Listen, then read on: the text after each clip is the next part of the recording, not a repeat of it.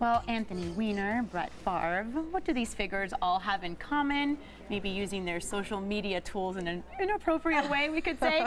Facebook, Twitter, and media and social media have grown to extreme popularity, but using this tool can spell trouble, as it has for these men. We have therapist Dr. Lisa Paz here with us today to talk about sexting and a surprising study about the popular trend. Good morning to you. Good morning. How are you? Great. Wonderful to have you here. Now, for people at home that are not familiar with what sexting is, why don't we explain that to them first? Okay, so sexting is when people send text messages that have a racy or a dirtier sort of a theme to them. So it's really dirty text messages Photos or sexy. And videos and things like that? Words, photos, videos, all of the above. Anything that sort of has a bedroom feel, but on the phone. Okay, all right. So what's this new study that came out? So this is so interesting that actually women are the ones that are sexting more, which in and of itself I think is kind of shocking, but above and beyond that, that they're not necessarily sexting their significant other. Oh, really? Oh, really? That women are using it as a way to sort of branch out and keep their emotional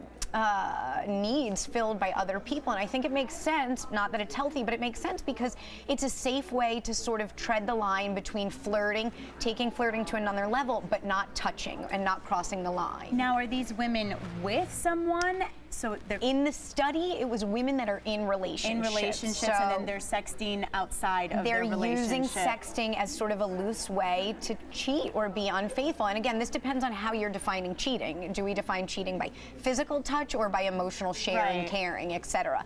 But women are sort of branching out to get their emotional needs met and using text messaging and phone to do so.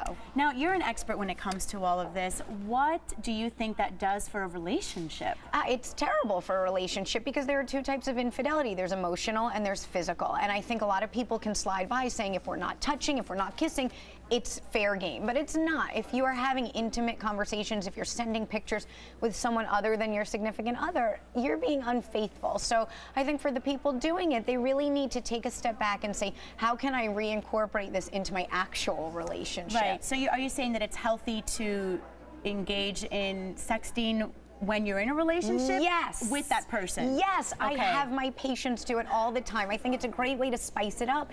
I mean, as long as you're being safe, right? You shouldn't use company phones and you shouldn't send pictures that could get caught. Because that can just go on the internet and you'll never know. But I mean, fun, little playful messages, sweet pictures of the face, I think are a great way to spice it up. You know, there's nothing more fun than if your spouse is in a board meeting and he gets a fun message saying you can't wait till he gets home for some love. You know, stuff like that I think is great for couples to use. But again, not outside of the relationship. Yeah. Now let's talk about sexting when it comes to teenagers and children, because unfortunately, it's a growing trend among the youth. It's a huge trend among the youth, and the problem is twofold. One, they don't understand the ramifications of sort of putting out words and pictures, that it stays there forever. They don't think of the consequences. They do not think of the consequences, and so it's really important for parents or caregivers to educate on what text messaging should be used for, monitor the text messaging, and really educate kids that this is not okay. And again, this is a sly way to sort of try on grown-up behaviors without having to try on grown-up behaviors. Yeah, so keep it within your relationship and keep it